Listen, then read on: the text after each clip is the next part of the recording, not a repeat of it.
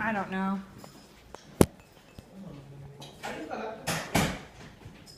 Hmm? Yes, I will at the end of class. The other side's going to be your exit ticket.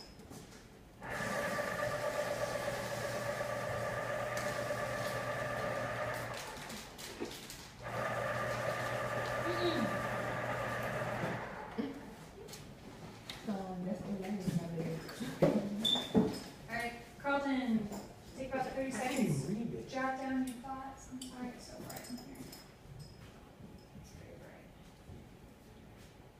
What you mean code switch? Just take a guess. Slang and stuff? Just write down your thoughts from it.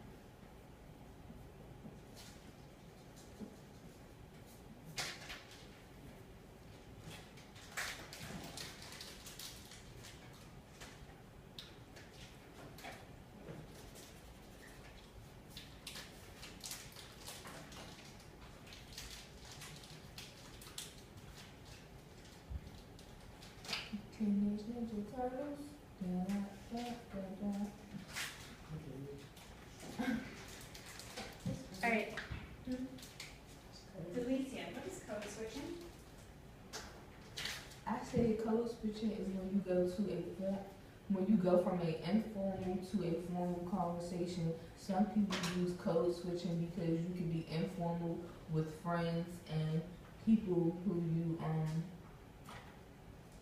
socialize with, but formal is with teachers and other professional figures. Nice. Camille, what'd you put?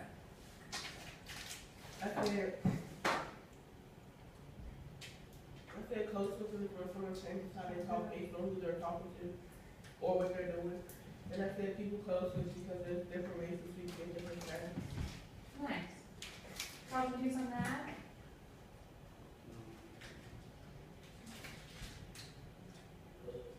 I said code switching is like you could abbreviate certain words like hello, stuff like that. When you talking to friends and stuff, but when you talking to like a professional or your parents and stuff, you use formal language. Cool. What about you, Sean? Do you have anything to add to that? Alright. Okay, cool. So, one thing that is very apparent in a lot of the language that you guys use is that you all know how to code switch. And everybody code switches to some extent. It depends on what sort of language they're speaking with who, right? It depends on how formal the situation is, who you're talking to, what you want to convey. So I want to show you guys a quick video. And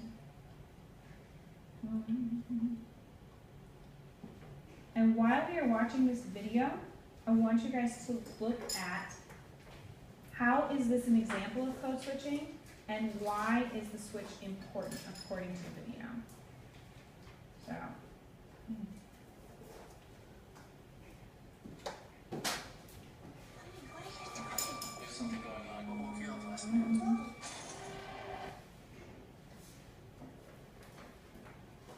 Yeah, so this is an example of two different people using the switch. And I want you guys to notice what the context is, what they're trying to say about code switching in general, not paranormal activity. I'm scared. My fellow Americans, now, before we begin, I'd like to once again introduce you to my anger translator, Luther. This November, I want each and every one of you to ask yourselves, what has changed in the last 4 years? Who killed Osama bin Laden? What has my administration accomplished? Did we accomplish killing America's biggest enemy? Check. Did that. Boom! In 2011 alone, we created more jobs than George W. Bush did in all 8 years of his office. Except for Osama bin Laden Hunter, because that job don't exist anymore, because I went over there and I killed him in his face. We helped make health care accessible to more Americans than ever before. I'm sorry, what'd you say? Your World Trade Center hurts? Then why don't you take 2 dead bin Ladens and call me in the morning, bitch? This election, Make the decision that you think best serves the future of this country. Or you can eat a dum-dum sandwich and just vote for the person who didn't kill Osama bin Laden. But why would you do it? Why would you do it? I mean, goddamn. I plan to run a clean campaign, one based on the issues and the accomplishments of my administration. But I'm gonna tell you right now, if the Republicans, if they had caught Osama bin Laden, they wouldn't even pay an election, man. They just put a crown on his head and give him a castle, and his town became America. And none of it. I said none of it. All right, just bring it down a notch there. Okay, come on, Luther, man, you're straight up out of control, brother. Well, it's not that bad. Okay, don't beat yourself up. It's okay. Excuse me. Can I get a lozenge? Now, Luther, you can't say that word. Oh. Actually, it says right here I can say it whenever I want. I guess I can say it too. Good night. Bye.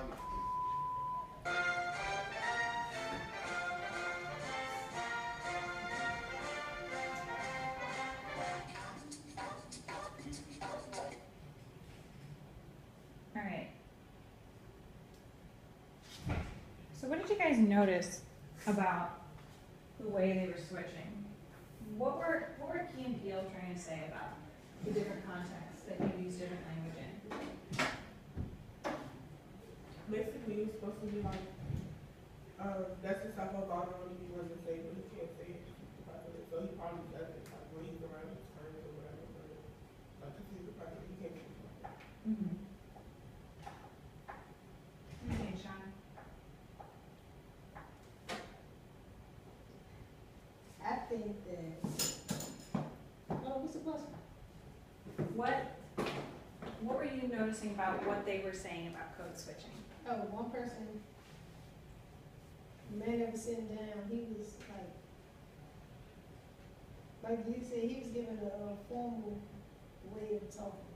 And the other man was just doing informal, he was just reading out and saying what was really what he wanted to say. Mm-hmm. So yeah, so you guys both pointed out that Obama can't necessarily say these things, even if he's thinking, and there's a different way for him to express that in more informal speech.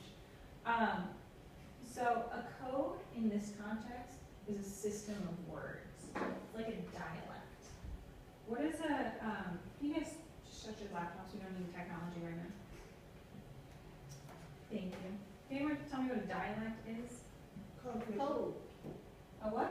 Conversation. Conversation? A code? Can you give me a definition for dialect besides the one that's on the board? It's not quite a conversation. Have you guys ever heard of dialects in different languages? Yeah. What are they? I just heard that shit. Alright, so a dialect is a different form of language that varies by region or social group. So, for example, different countries have different dialects of the same language. So, like, yeah. You mean like proper talking and then like ego? That, sort of. We're gonna go into that for a second, in a little bit. So dialect is actually a very formal system in itself. Like a dialect is like a sub-language. It has rules, it has systems within it.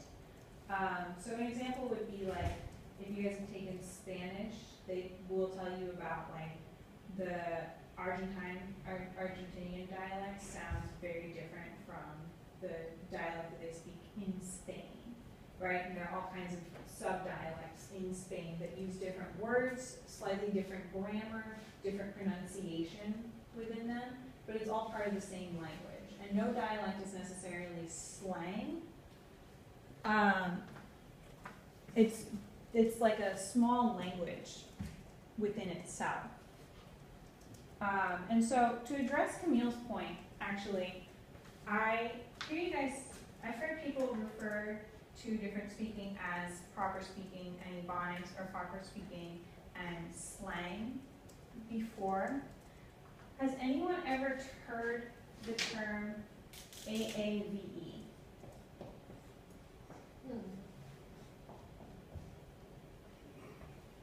If you take that, take that LA on top, What is it? and Oh, great. Great choice, Sean. You sit up for me. Oh, because I don't want you to fall asleep. Alright, so AAVE is a linguistics term. What's linguistics? You know?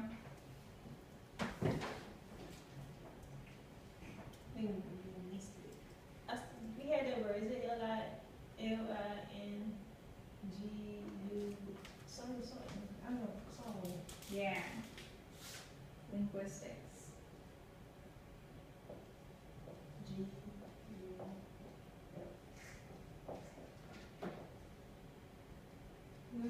It's the study of languages, the formal study of languages. And I think it really complicated and be very like philosophical. So in linguistics, there's a term, AAVE, that stands for African American Vernacular English. And this is the technical term for what I hear you guys referring to as ebonics or as slang versus proper talk. So I'm gonna watch this video that's gonna give you guys a little information. The guy in the video talks really fast, so try to catch up. I left those long sheets of paper on your desk. Please take them, fold them in half, in whichever direction you want. Long ways, that ways, whichever you prefer.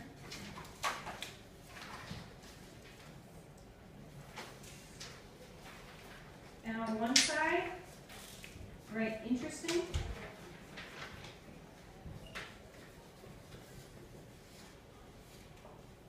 And on the other side, write important. You gotta do it. I gotta do it too. Mm-hmm.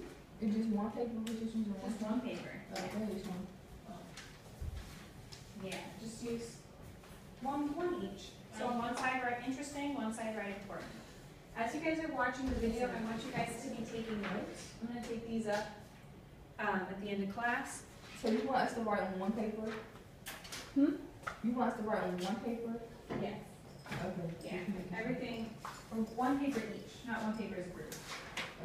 Yeah, sorry, I was confused.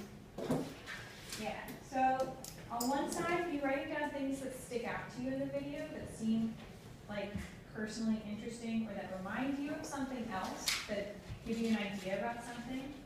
And on the other side, write down things that seem close to the main idea, things that really tell you what you're looking for. Huh? I said I watched it. Yeah, it's gone. It's done. You're gone for way longer than you thought. I have to get some tissue. No, it's okay, Camille. Just make sure that you fold that paper in half, the long white one. One side is interesting things, one side is important things. Alright. And I'm going to be pausing throughout the videos to stop and talk to you guys for a little bit.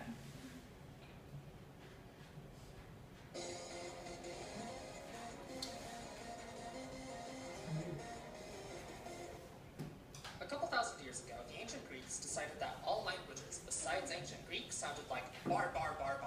So they started calling the people who spoke them barbarians. Or at least that's the popular story about where the word comes from. There's actually similar words in Latin and Sanskrit, so the word probably goes all the way back to PIE. But the point is, the Greeks really did refer to everyone who didn't speak Greek as barbaros, and they really did think of them all as barbarians. After all, from their perspective, ancient Greek just sounded right, and all the other languages sounded weird and wrong, and if they couldn't see that, then it must be because they're stupid, smelly, uncivilized barbarians. You'd think that after all this time we would have figured out that people who speak differently than you aren't just doing it because they're dumb, that whatever people are raised with winds up sounding correct to them, that their language or dialect is inherently better or worse than anyone else's. But no. 2,500 years later, we are still struggling with this basic concept, and in my own country, there's one way of speaking in particular that people could really stand to actually learn a little about. I mean, there are loads of different ways that people speak in